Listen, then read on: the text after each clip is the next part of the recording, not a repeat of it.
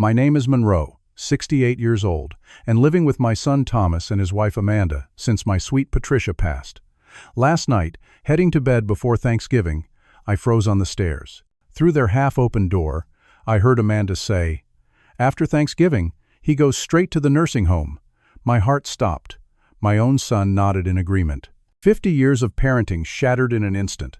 I wanted to collapse, but something else awakened inside me instead.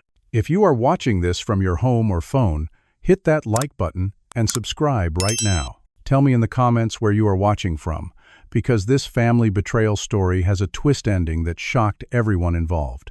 Before that devastating night, I had lived what I considered a good life. For 40 years, I worked as a structural engineer, helping build schools, hospitals, and bridges across 3 states. My hands might be wrinkled now, but they created things that would outlast me. Patricia and I were married for 43 years before cancer took her 5 years ago. The pain of losing her still catches me at odd moments, like when I smell her favorite perfume on a stranger. Thomas was our only child. We poured everything into him, his education, his dreams. When he married Amanda 12 years ago, I welcomed her as the daughter I never had. Their twin girls, Sarah and Lily, now 10 years old, became the light of my retirement years. After Patricia passed, the big house felt like a mausoleum of memories. Every corner held a ghost of our life together. Thomas suggested I move in with them. "Dad, we have that extra bedroom upstairs. The girls would love having you around, and honestly, it would help us out too with childcare." It seemed perfect at the time. I sold my house and contributed a significant amount to their mortgage. We had it all written up properly. My name added to the deed.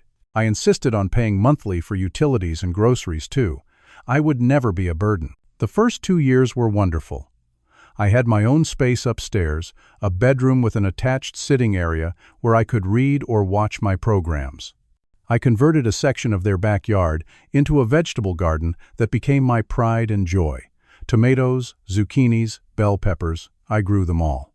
Amanda seemed to appreciate the fresh produce, and the girls loved helping me plant new seedlings. Every morning, I would make breakfast for the twins before school. Thomas and Amanda both worked full-time, him at an accounting firm and her as a real estate agent. I would drive the girls to their activities, help with homework, and have dinner ready when everyone got home. It felt good to be useful, to be needed. I also maintained my independence.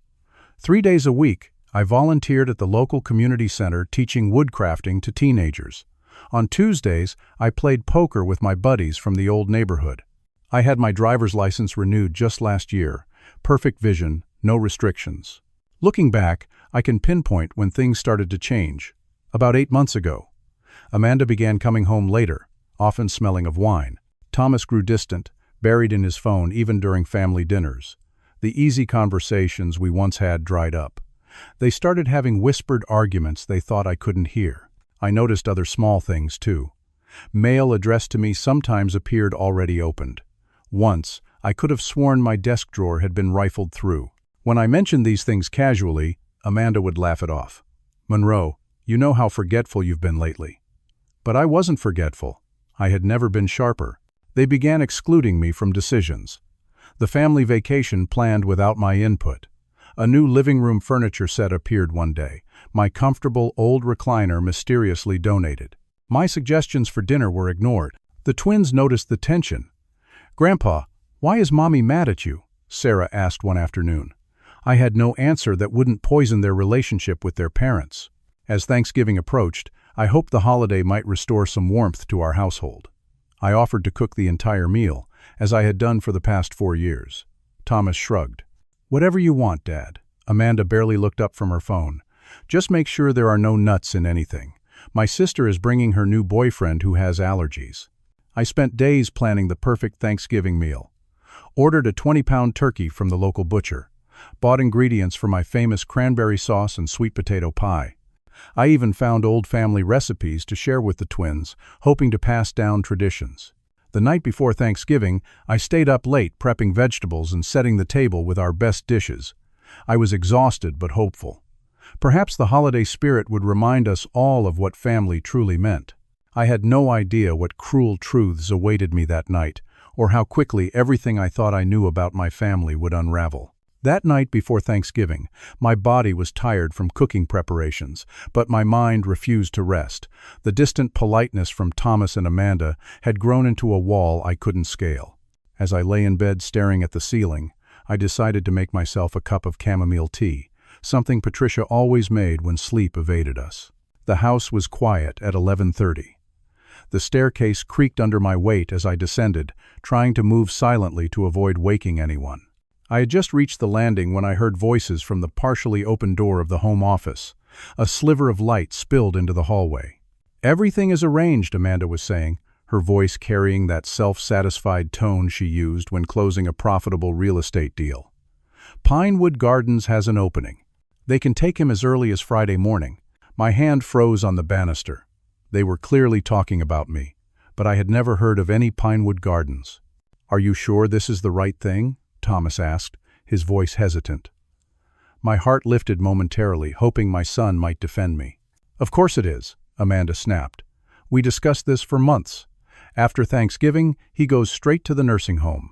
We need our space back, Thomas. The girls need that room for a study area. And frankly, I'm tired of cooking meals around his old man digestive issues." "But he's my father," Thomas said weakly, "and he's becoming more work every day."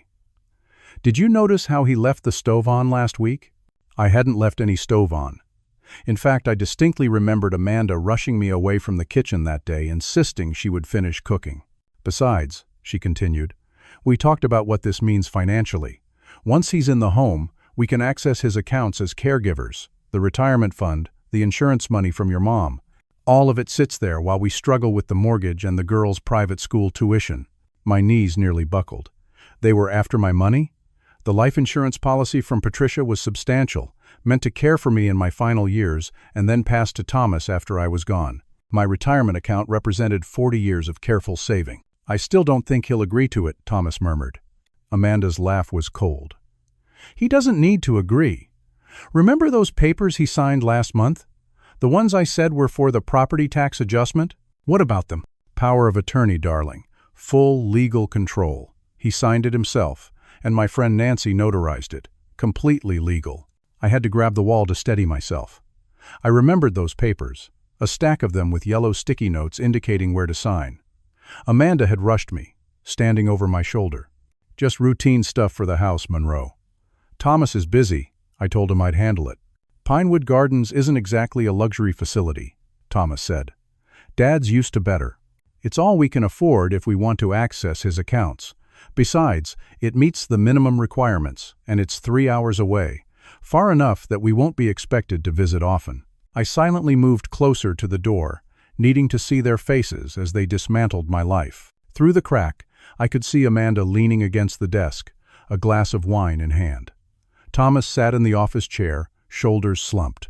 On the computer screen behind them, I glimpsed what looked like a website for Pinewood Gardens Assisted Living. "Once he's settled in," Amanda continued, "we can start liquidating his investments. The house in Florida he still co-owns with his brother can be sold. That alone should clear our debts and pay for a nice vacation." The vacation property near Tampa was meant for all the family to use.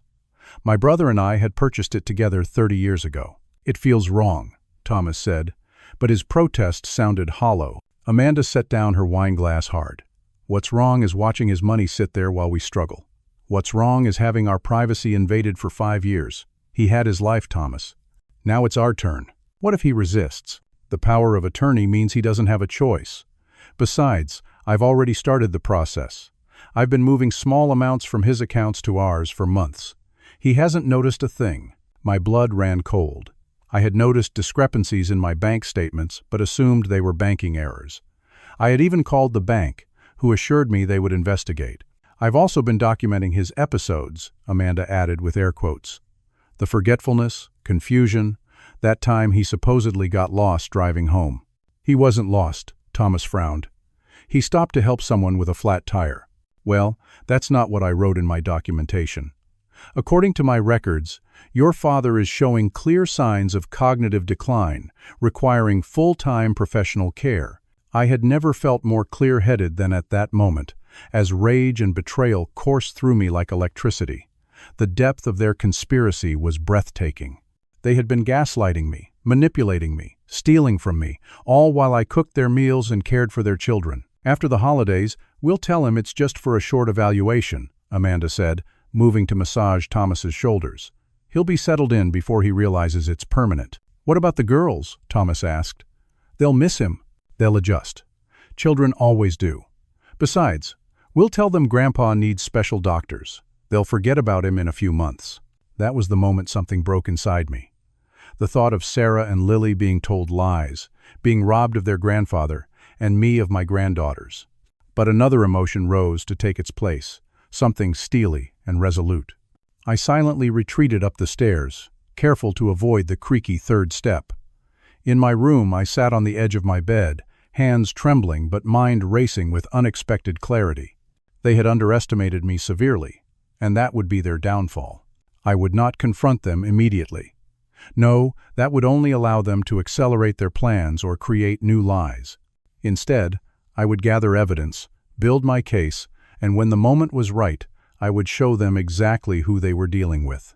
Tomorrow was Thanksgiving, and I suddenly had much to be thankful for, including the warning I'd just received and the fact that I now knew exactly where I stood. They thought I was headed for a nursing home. I had other plans entirely. Sleep was impossible after what I'd overheard. As the night deepened, memories flooded back, taking on new and sinister meanings in light of what I now knew. I remembered how Thomas had struggled in college, nearly dropping out his sophomore year. I had driven 6 hours to his dorm room, sat with him all night, and helped him find a new direction. I paid his entire tuition, never asking for repayment. When he and Amanda wanted to buy their first home but couldn't qualify for a mortgage, I provided the down payment, $70,000, a significant portion of my savings at the time. It's an investment in our family, I had told them. For their wedding, Patricia and I gave them $20,000. When the twins were born, we covered the hospital bills their insurance wouldn't pay. Year after year, crisis after crisis. I had been there, checkbook open, arms ready to embrace and support. But now, sitting alone in the dark, I realized something about Amanda I should have seen years ago. There was always a crisis, always a need, always a reason they needed financial help. And those crises seemed to escalate after Patricia died. By 2 a.m, determination replaced my shock. I needed evidence. If they had been planning this for months, there would be a paper trail. If they had been stealing from me, I would find proof. I knew Thomas and Amanda would be sleeping soundly, confident in their plans. Moving silently through the house I had partially paid for, I made my way to the home office. I knew Thomas's computer password. I had set up his first email account when he was 12, and sentimental fool that he was, he still used variations of that original password. Adding his birth year was hardly a strong security upgrade. The computer hummed to life. I minimized the browser showing Pinewood Gardens Assisted Living Facility, saving that research for later. First, I checked their email accounts, which Thomas kept logged in. There it was, in black and white. Dozens of emails between Amanda and the nursing home administrator. Conversations about my supposed cognitive decline. Fabricated incidents. Requirements for entering the facility, including the power of attorney documents she mentioned. I found emails to a lawyer about accessing my accounts. The lawyer seemed hesitant, warning about elder abuse laws.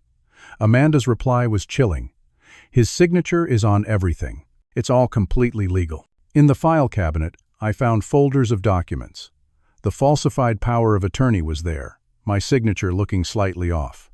I recognized it as being traced from my birthday card to the twins.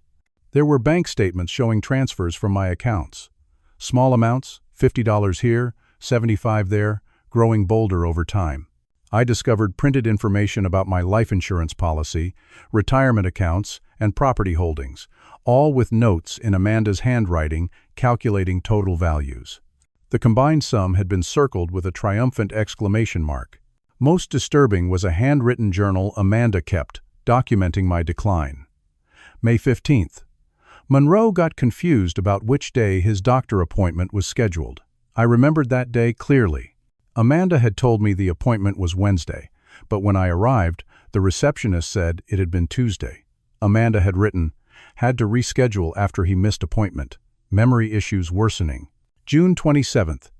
Found Monroe wandering in the front yard at night disoriented. The truth: I had gone out to move the sprinkler during a heat wave. July 10th. Monroe became agitated at dinner, making accusations about missing mail. I had indeed asked about my bank statement that never arrived. Now, I knew why. But the most damning evidence came from Amanda's desk drawer, a small digital recorder, the kind lawyers use for depositions. I pressed play, and Amanda's voice filled the quiet room. "So, if we establish diminished capacity, we can liquidate his assets?" A male voice, presumably her lawyer friend. "Yes, but you need documentation from at least 2 medical professionals." "That's not a problem. I've already spoken with Dr. Richards. He barely remembers his patients from one visit to the next. He'll sign whatever I put in front of him." I felt sick but forced myself to keep listening. They discussed how to sell my properties, access my accounts, even how to handle any resistance I might offer. The lawyer mentioned sedatives that make confused seniors more compliant. A new wave of anger gave me focus. I used my phone to photograph documents, record snippets of the audio, and take screenshots of emails. I found a small USB drive in the desk and copied as many files as I could. During my search, I discovered something else. A folder labeled Thomas Private contained emails between my son and his college girlfriend, Karen. Recent emails. They had reconnected through a social media site, sharing increasingly intimate messages. Thomas was having an emotional affair, at minimum, and Amanda had discovered it. She was using this information to pressure him into complying with her nursing home plan. I thought about Thomas's reluctance during their conversation, his weak protests. He was being manipulated too, though that hardly excused his betrayal. As I was about to leave the office, my eye caught something on a shelf, a video camera. On a hunch, I checked it, and found recent footage. Amanda had been recording conversations with me, selectively capturing moments she could use against me. But she had forgotten to delete other recordings. There she was, speaking to someone identified as Mark about real estate fraud they had apparently committed together.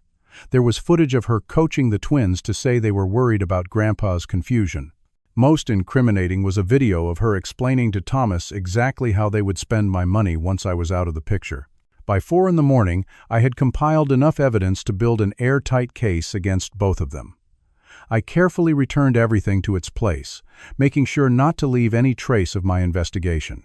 Back in my room, I began researching Pinewood Gardens on my tablet. The facility had multiple complaints filed with the health department: understaffing, medication errors, unsanitary conditions. Several families had removed relatives after reports of neglect. This was where they planned to send me to die while they enjoyed my life savings. As dawn broke on Thanksgiving Day, I made 3 important phone calls from the privacy of my car parked down the street. First, to Frank Garrison, my oldest friend and a retired attorney who specialized in elder law. "I need your help, Frank, and I need it immediately." Second, to Susan, Thomas's estranged older sister from Patricia's first marriage. They had fallen out years ago when Susan accused Amanda of stealing jewelry from her home during a visit. No one had believed her at the time. "Susan, it's Monroe. I think you were right about Amanda. Can you come over today? There's something you need to see." The third call was to Peter Martinez, a former colleague who had become a police detective after a career change. "Pete, remember when I helped you with the structural analysis on that bridge collapse case? I need to cash in that favor." By the time the sun had fully risen, my plan was in motion. I returned to the house and began preparing Thanksgiving dinner as if nothing had changed. But everything had. As I chopped vegetables for the stuffing, I wasn't just preparing a meal. I was setting a stage for the most dramatic confrontation of my life. Let them think I was feeble and easily disposed of. By evening, they would discover just how wrong they were. Frank arrived first, parking his car several blocks away as I had requested. At 72, he still had the sharp mind that had made him one of the most feared litigators in the state. We met in the local diner, where I showed him everything I had discovered. "Jesus Christ, Monroe," he muttered as he reviewed the evidence. "This is criminal. Elder abuse, fraud, conspiracy, theft. They could both face serious charges. I don't necessarily want my son in prison," I said, surprising myself with how calm I sounded. "But I want them to face consequences, and I want my money and property protected." Frank nodded, making notes on his yellow legal pad. First things first. We need to revoke that power of attorney immediately. It's clearly fraudulent, but until a court says so, it could still cause problems. He drafted a document formally revoking all powers of attorney. We had it notarized right there at the diner, where the manager's wife happened to be a notary public. Next, Frank continued, we need to secure your assets, new accounts they don't know about, change all your passwords, freeze your credit. For the next hour, I made calls to banks and investment firms, creating new security protocols and transferring funds to accounts only I could access. Frank helped me draft a new will, removing Thomas as beneficiary and trustee. Who do you want to name instead? Frank asked. I thought about it. My brother for now. And the twins, in a trust they can access when they turn 25, but not Thomas or Amanda. Smart, Frank nodded. What about the house? Your name is on the deed, you said? Yes. I contributed 60% of the purchase price when we bought it together after I sold my old house. Frank smiled for the first time. Then they're living in your house, my friend, not the other way around. We discussed legal options, potential charges, and how to proceed. Frank recommended documenting everything but holding off on legal action until I decided exactly what outcome I wanted. The evidence isn't going anywhere, he assured me. You hold all the cards now. Take your time and decide what justice looks like for you. I shared my plan for the evening's confrontation. Frank raised his eyebrows but didn't try to talk me out of it. It's theatrical, he admitted, but it might be exactly what they need. A shock to the system. Just be careful not to say anything that could undermine potential legal action later. He promised to be nearby during the confrontation, ready to step in if needed. My next meeting was with Susan at a coffee shop near her apartment. She had been living just 30 minutes away all this time, though Thomas had told me she moved to Oregon years ago, another lie in his growing collection. At 52, Susan looked startlingly like her mother, Patricia's first husband's daughter, but every bit my daughter in my heart. I had raised her from age 12 after her father died. Monroe, she hugged me tightly, tears in her eyes. I've missed you so much. The story poured out of her, how Amanda had systematically driven a wedge between her and Thomas, between her and me. The stolen jewelry had been just the beginning. There had been forged emails, lies told to both sides, manipulations that destroyed their sibling relationship. I tried to warn Thomas what she was really like, Susan said. But by then, he wouldn't listen to anything negative about her.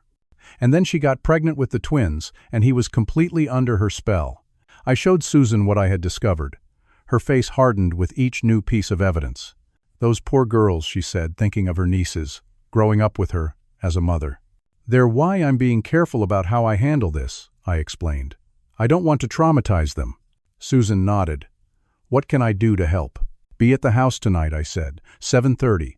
Come to the front door when you get my text. Your presence alone will throw them off balance. She agreed immediately. I've wanted to confront them both for years. This is long overdue. My final preparation involved Peter Martinez, who met me at the police station on his lunch break. I didn't share everything, just enough for him to understand the situation. I'm not looking to press charges yet, I explained, but I want them to know that law enforcement is aware of what's happening. Your presence will add weight to the confrontation. Peter agreed to stop by the house that evening in uniform, ostensibly for a welfare check after receiving an anonymous call about elder abuse. The timing would coincide perfectly with my planned confrontation. Before heading back to the house, I made one last stop at an electronics store. I purchased a small digital projector that could connect to my phone. The special film I planned to show would be a carefully edited compilation of the evidence I had gathered. When I returned home, around 2 in the afternoon, Amanda was in full Thanksgiving preparation mode, acting as though she had done all the work I had completed the night before. "Oh, Monroe," she said with artificial brightness when I entered the kitchen. "There you are. I was getting worried. Where did you go so early?" "Just for a drive," I said, matching her fake cheerfulness. "Wanted to clear my head before the big day." She was wearing an apron over her designer dress, though it was obvious she had done minimal cooking. The turkey I had brined and prepped was in the oven. The pies I had baked were cooling on the rack. "Thomas is watching football with the girls," she said. "Dinner should be ready by 5. Your brother called while you were out, by the way. Something about the Florida property." I told him, "You'd call back tomorrow." Another lie. My brother was on a cruise in Alaska with his wife, completely unreachable. I had called him last week before they departed. "I'll handle it," I said. "Need any help with dinner?" No, she waved me away. "You just relax. You've seemed so tired lately. We all notice it, you know." Her concerned expression made my skin crawl, but I forced a grateful smile. "Thank you, Amanda. You're so thoughtful." I spent the afternoon setting up my movie night preparations while everyone was distracted. I connected the projector to my phone and tested it on my bedroom wall, making sure the evidence would be clearly visible. I arranged the seating in the living room for maximum impact, positioned so Thomas and Amanda would be front and center when the show began. I texted Frank, Susan, and Peter, confirming our timing. Everything was set. By 5 o'clock, we gathered around the dining table. Thomas carved the turkey I had cooked. Amanda served the sides I had prepared. The twins chatted excitedly about their school projects. "Monroe," Amanda raised her wine glass, "we're so thankful to have you with us this year." This year, not next year. The subtle message wasn't lost on me. "Yes," Thomas added, unable to meet my eyes. "Family is everything." I lifted my water glass, my hand steady despite the fury and anticipation building inside me. "To family," I said, "and to truth." Amanda's smile flickered just slightly. Thomas shifted in his chair. The meal proceeded with forced normalcy. I played my part perfectly, occasionally fumbling with my fork or asking a question they had already answered, feeding into their narrative of my decline. As we finished dessert, I heard Amanda whisper to Thomas in the kitchen. I confirmed with Pinewood. "They're expecting him tomorrow at 10. The doctor will meet us there for the initial evaluation." Thomas nodded, his face a mask of guilt and resolve. It was time. "I thought we might watch a movie tonight," I announced as everyone moved to the living room. "Something special I put together." "Oh, Dad," Thomas said quickly, "the girls are pretty tired, and Amanda and I have some things to discuss." "It won't take long," I insisted. "In fact, it's something Amanda and you really need to see." I could see confusion and the first hint of alarm in their eyes. "The girls can go upstairs and play," Amanda suggested, her voice tight. "Excellent idea," I agreed. "Sarah, Lily, why don't you show me that new game in your room first?" Upstairs, I hugged my granddaughters tightly. "Grandpa loves you very much," I told them. "No matter what happens, never forget that." "Is everything okay?" Sarah asked, always the perceptive one. "Everything will be," I promised. "Sometimes adults make mistakes, and then they have to fix them. That's what's happening tonight." Back downstairs, I found Thomas and Amanda in heated whispered conversation that abruptly stopped when I entered the living room. It was 7:25. In 5 minutes, everything would change. I took the small remote control from my pocket and turned on the projector I had hidden on the bookshelf. "I think you'll find this very illuminating," I said, my voice steady as the blank wall lit up, ready to display their treachery for all to see. The Thanksgiving table had been cleared, leftovers packaged neatly in the refrigerator, and dishes washed. On the surface, we had enjoyed a traditional family holiday meal, complete with turkey, cranberry sauce, and pumpkin pie. I had watched Amanda serve food with a smile that never reached her eyes. Thomas kept checking his watch, perhaps counting down the hours until they could execute their plan to discard me like yesterday's newspaper. The twins had been delightful as always, sharing stories from school and showing me art projects. I cherished every moment with them, knowing this could be our last holiday together if Amanda and Thomas succeeded. Now, with the girls safely upstairs, the true Thanksgiving drama was about to unfold. "Monroe, really, it's been a long day," Amanda said, eyeing the projector with obvious discomfort. "Perhaps we can watch your presentation another time." "I insist," I replied calmly. "It won't take long. Please, sit down." Thomas glanced nervously at his wife, then at his phone. "Dad, Amanda and I were actually planning to discuss something important with you tonight." "Let me guess," I said, my finger hovering over the remote. "Something about Pinewood Gardens Assisted Living Facility." The color drained from both their faces. Amanda recovered first, her real estate agent's smile snapping back into place. "Well, yes, actually. How did you know about that?" "We've been researching some options for you. Just exploratory, of course." "Of course," I echoed. "Very thoughtful of you." Thomas cleared his throat. "Dad, we've noticed some concerning things lately. Memory issues, confusion. We're worried about you." "Are you now?" Worried about my well-being, or worried about my bank accounts? Amanda's smile vanished. Thomas shifted uncomfortably on the couch. I don't know what you mean, she said, her voice hard. Then allow me to clarify. I pressed play on the remote. The wall illuminated with images of the falsified power of attorney document, followed by bank statements showing unauthorized transfers from my accounts to theirs. What is this? Thomas stammered, though the evidence was unmistakable. This, I replied, advancing through my carefully prepared slideshow, is proof of your conspiracy to defraud me, imprison me in a substandard nursing home, and steal my life savings. Amanda stood up, hands on her hips. You've been snooping through our private files? That's an invasion of privacy. Interesting that your first concern is privacy, not denying the fraud, I observed. The projector now displayed emails between Amanda and the nursing home administrator, describing my fictional cognitive decline in vivid detail. These are out of context, Thomas tried weakly. Are they? Then perhaps this will provide some context. I clicked to the next slide, which showed Amanda's handwritten journal entries documenting my supposed episodes of confusion. You've been planning this for months, I said, my voice steady despite the hurt and anger, creating a false narrative of dementia, forging documents, stealing from me in small amounts, thinking I wouldn't notice. Amanda turned to Thomas. He doesn't understand. He's confused. This is exactly why he needs professional care. I laughed without humor. Still sticking to your script, Amanda? Even now? The doorbell rang, right on schedule. Expecting someone? I asked innocently. Thomas jumped up to answer it. From where I sat, I could see his stunned expression as he came face to face with his estranged sister. Susan? His voice cracked. Hello, brother, she said coldly, stepping past him into the living room. It's been a while. Amanda's face contorted with shock and anger. What is she doing here? I invited her, I said. Thought we might have a full family reunion. Susan took in the scene, the projected evidence still illuminating the wall, and nodded grimly. I see you were right about everything, Monroe. You've been talking to her?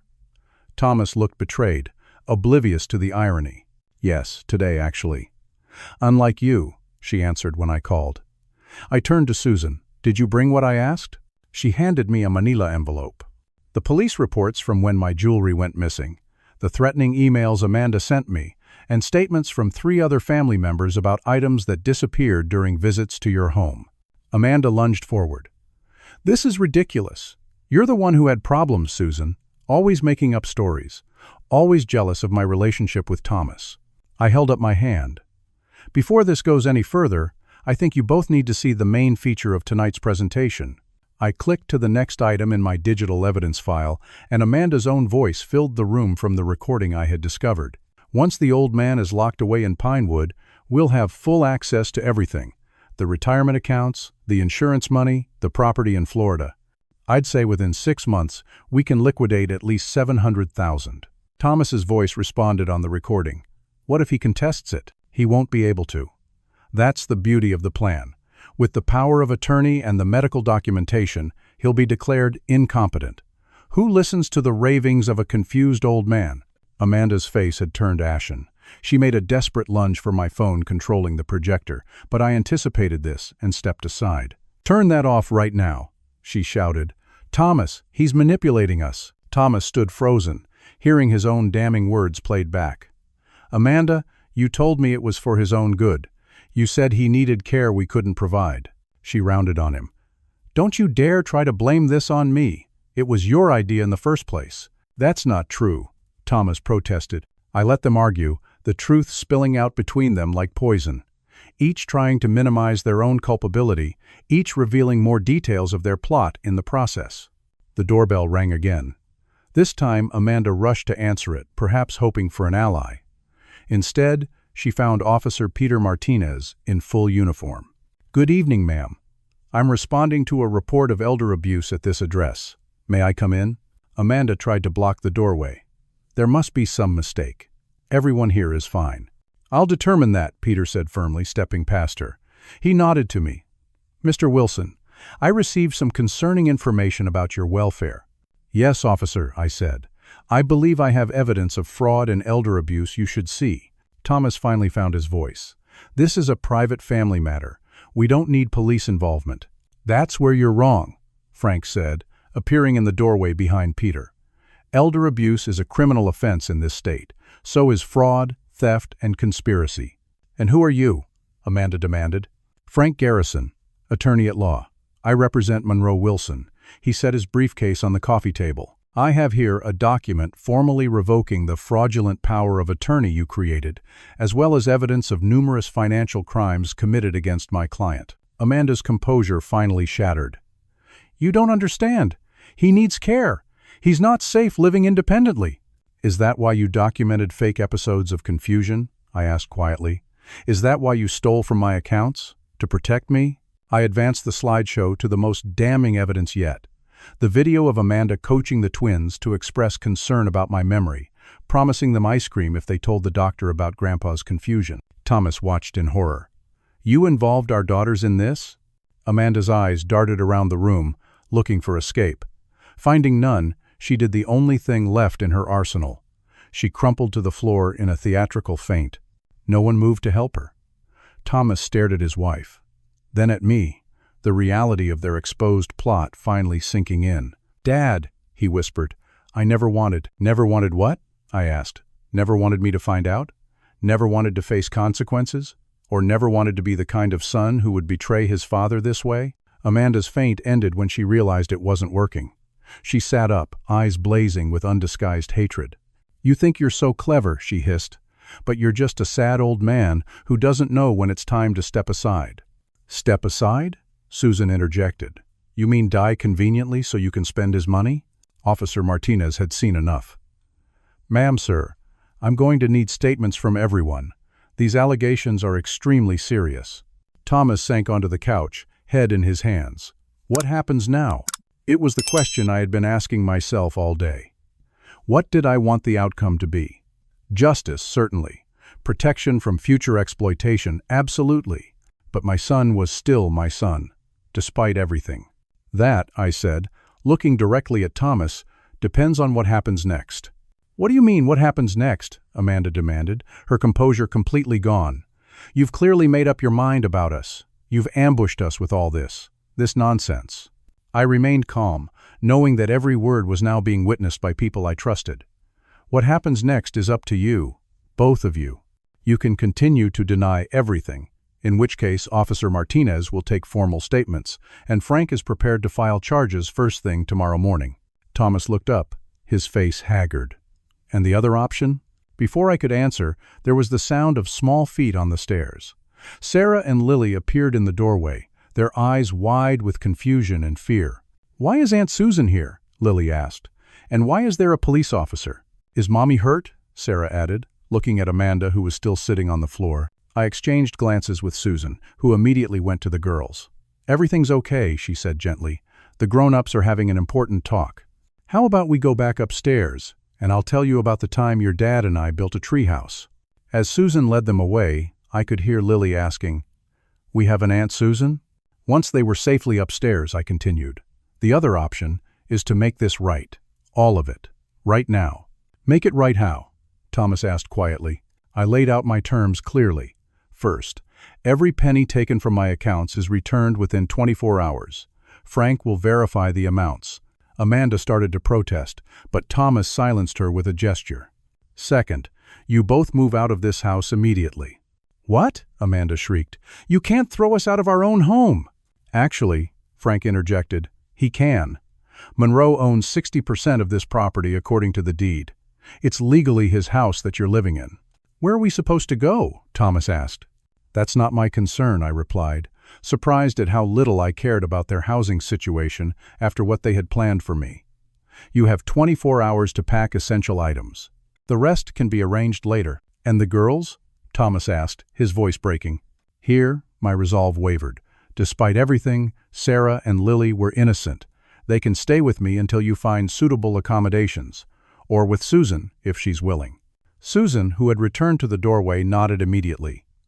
"My guest room is already set up for them." "You're not taking my daughters," Amanda seethed. "Would you prefer they go to a hotel with you while you face potential criminal charges?" I asked. "Susan or I can provide stability while you sort out this mess you've created." Officer Martinez, who had been quietly taking notes, spoke up. Based on what I've seen and heard tonight, there's enough evidence to justify a formal investigation. Mr. Wilson, do you want to press charges at this time? All eyes turned to me. This was the moment of truth, the decision I had been contemplating all day. Not at this moment, I said finally, provided they comply fully with my terms, including signing a legally binding agreement that Frank has prepared. Frank opened his briefcase and removed a document. This stipulates the return of all misappropriated funds, relinquishes any claim to Monroe's assets or decision-making authority, and acknowledges the fraud perpetrated against him. You want us to sign a confession? Amanda spat. I want you to acknowledge what you did, I corrected her. The document also includes a clause that if you comply fully with these terms and there are no further attempts to defraud me, I will not pursue criminal charges. Thomas looked up sharply. And if we don't sign? Then Officer Martinez takes your statements tonight, and you'll both be facing multiple felony charges by morning. Amanda lunged for the document, trying to snatch it from Frank's hand. This is extortion. No, Frank said calmly, moving the paper out of her reach. This is mercy, a chance to avoid the criminal justice system despite clear evidence of serious crimes. Thomas stood up, his decision apparently made. I'll sign it. Thomas! Amanda grabbed his arm. Don't you dare! We need to call our lawyer. Our lawyer warned you about elder abuse laws, Thomas said tiredly. You said it would never come to that. A flash of panic crossed Amanda's face as she realized Thomas was breaking ranks. You're as much a part of this as I am, she hissed. Don't pretend you're innocent. I'm not pretending anything, he said. I'm trying to avoid going to jail and losing my daughters completely. He turned to me, his expression a mix of shame and desperation. I'll return everything, Dad. I'll sign whatever you want. Just, please, don't cut me off from the girls entirely. I felt a complicated surge of emotions, satisfaction at his capitulation, lingering anger at his betrayal, and a small, unwelcome flicker of paternal concern for his distress. Access to your daughters will depend on your behavior going forward, I said. I won't keep them from their father if you demonstrate you can be trusted. But Amanda, I turned to my daughter-in-law, whose face was contorted with rage. I don't trust you with them at all after seeing how you manipulated them. You can't do this, she shouted. Those are my children. Yet you were willing to coach them to lie about their grandfather's mental state, Susan pointed out. For money. Amanda turned to Thomas, her voice suddenly pleading. We need to stand together on this. He can't prove anything if we both deny it. Thomas looked at the evidence still displayed on the wall, then at Officer Martinez's notepad, and finally at me. It's over, Amanda. He has everything on record. Videos, emails, bank statements. We did this, I did this, and now I have to face it. With that, he took the document from Frank and signed it without reading the details. Amanda, seeing her husband surrender, switched tactics instantly. Thomas was the mastermind, she said, turning to Officer Martinez. He pressured me. I was afraid to say no. He has a temper, you see. It was a desperate, transparent attempt to save herself at Thomas's expense. Even Officer Martinez looked skeptical. Thomas just shook his head, too exhausted for further argument. You proposed the nursing home plan 3 months ago, Amanda. You created the fake documentation. You forged the power of attorney. It's all in your handwriting, your email account, your voice on recordings. Amanda realized she was cornered. With visible reluctance, she signed the document. Frank made copies for everyone and notarized them on the spot, another precaution I had arranged. Now what? Thomas asked, looking broken. Now you pack what you need for tonight and leave, I said. Susan will take the girls to her place. Tomorrow, you'll transfer the funds back to my accounts under Frank's supervision and make arrangements for the rest of your belongings. Where are we supposed to go? Amanda demanded again. I've reserved a room for you at the Holiday Inn, I said, having anticipated this question. Paid for 3 nights. After that, you're on your own. As this sank in, a new realization seemed to dawn on Thomas. The house in Oregon, he said to Amanda. You told me Susan sold it years ago, but she's been living here all along. Another lie, Susan confirmed. I never sold Mom's house. Amanda told me you wanted nothing to do with me or the property. Thomas turned to his wife with new comprehension.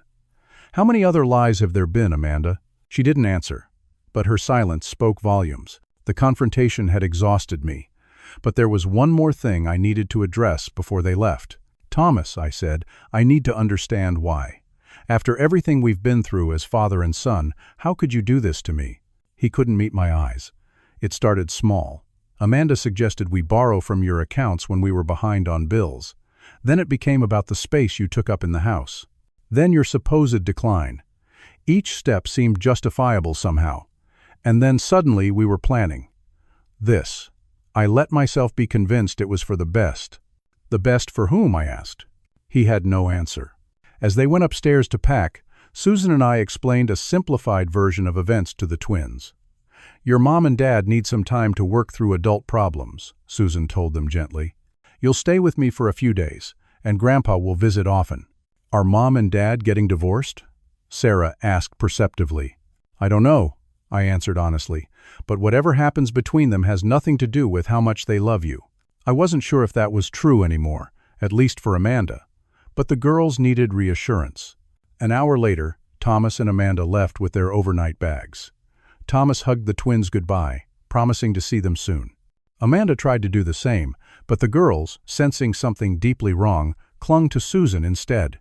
As they drove away, I felt no satisfaction, only a profound sadness for what had been lost. The trust between father and son, the family unit the twins had known, all shattered by greed and deception. But as I watched Susan comforting my granddaughters, I also felt something unexpected. Hope. Perhaps from these broken pieces, we could build something new, something honest. "Ready to go, girls?" Susan asked gently. Sarah looked up at me. "Will you be okay, Grandpa?" I knelt down, meeting her eyes.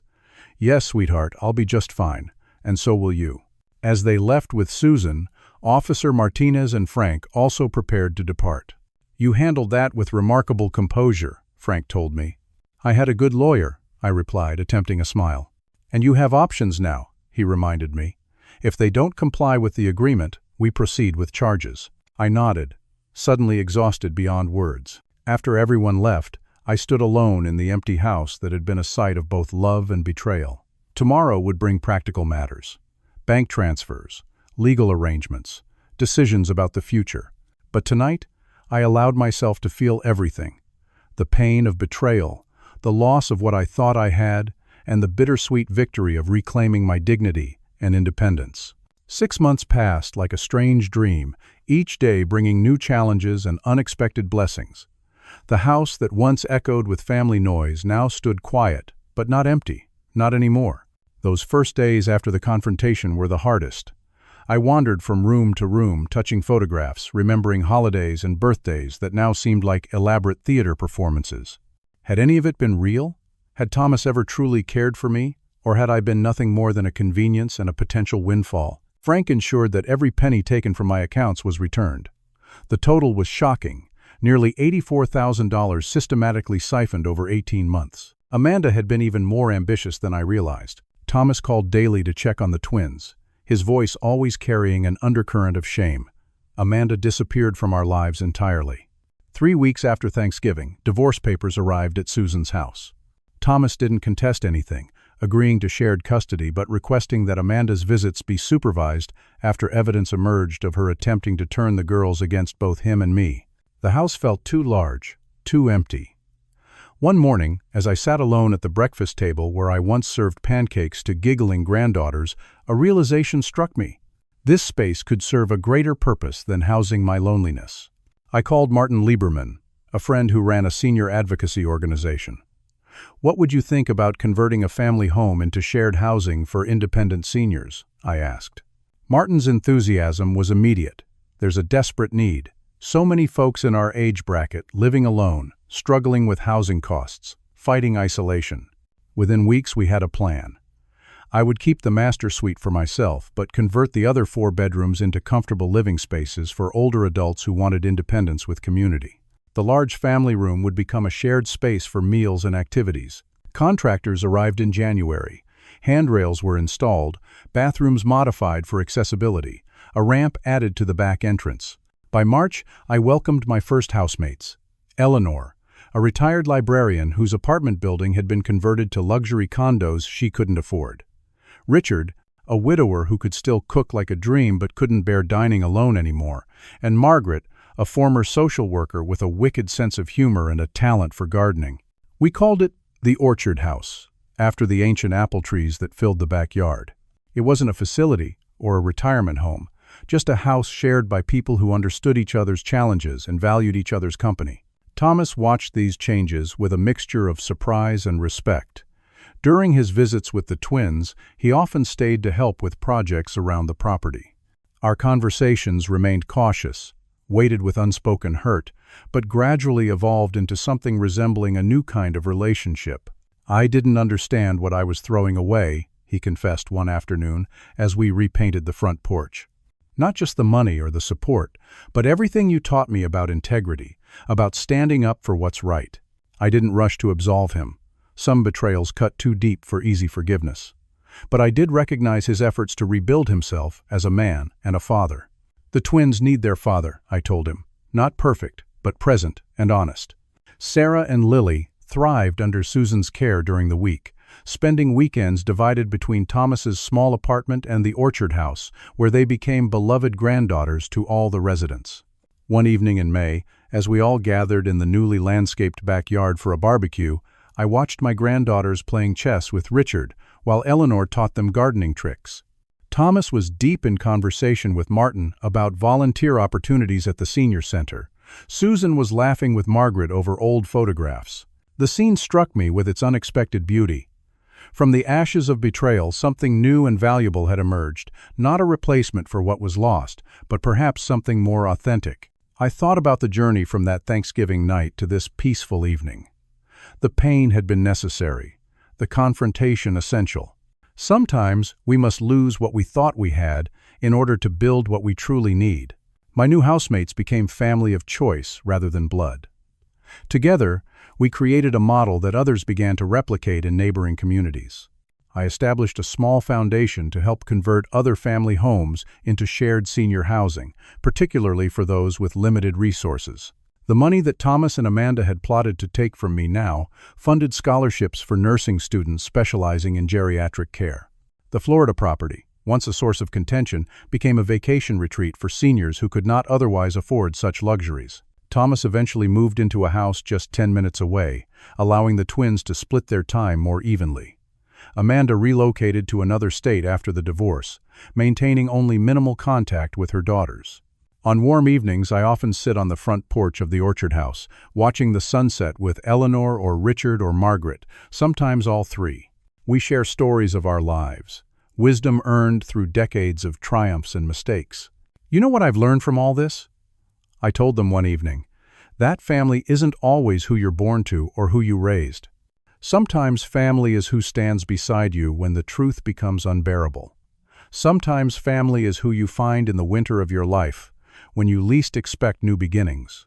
The betrayal I experienced taught me painful but necessary lessons. I learned that trusting blindly, even those closest to us, can lead to exploitation.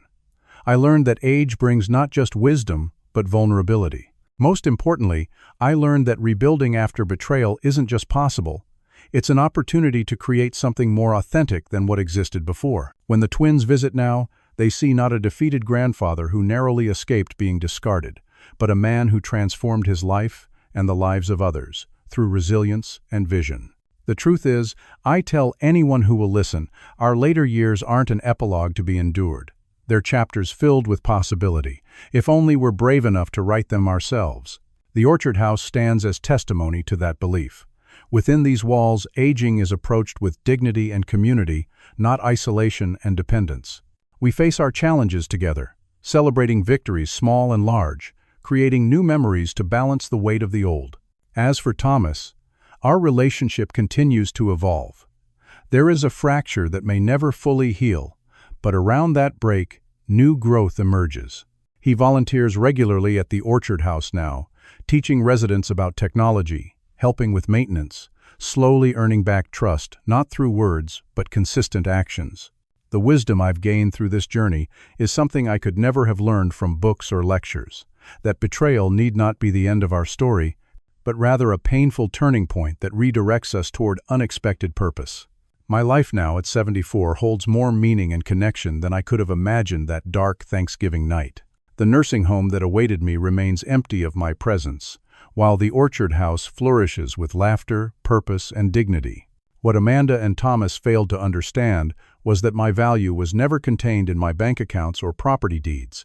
It resided in my capacity to rebuild, to forgive without forgetting, to create community where isolation threatened. As the sun sets on another day at the orchard house, I know with certainty that the greatest revenge against those who would discard us is to flourish in ways they could never imagine. Not in spite of our age, but because of the wisdom, resilience, and perspective it brings. Have you ever experienced betrayal from someone you trusted completely? How did you rebuild afterward? I would love to hear your stories in the comments below. Sometimes sharing our experiences helps others find their path forward. If this story resonated with you, please like and subscribe for more reflections on life's unexpected journeys. And remember, it's never too late to create a new beginning. Thank you for listening to my story, and may you find strength if you ever face similar challenges.